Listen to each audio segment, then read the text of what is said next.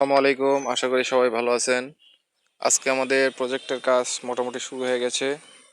এখন আমরা এই মাটি সাইজ করা হচ্ছে, আর কিছুদিনের মধ্যে এখানে ঘাস গাড়া হবে। এখানে ছাই দেওয়া হচ্ছে। ওই চাচা ছাই নিয়ে আসছে, ছাই দিয়ে তারপরে মাটি উসমিস করা হবে। ছাই তাড়াতাড়ি ছিটানো হবে যাতে এই বর্ষাকালেই সুন্দরভাবে ছাই মিশে যায়, এই ব্যবস্থা করা হবে। তারপরে মোটামুটি ঘাসের বীজ বোনা হবে।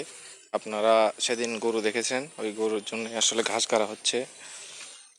আসলে ঘাস কিনে খাওয়ালে অনেক খরচ হয়ে যায়, সেই জন্য এখানে ঘাস গাড়া হবে যাতে খরচটা একটু কমে। নিজেদেরই জায়গা, সেই ক্ষেত্রে খরচ অনেক কম পড়বে।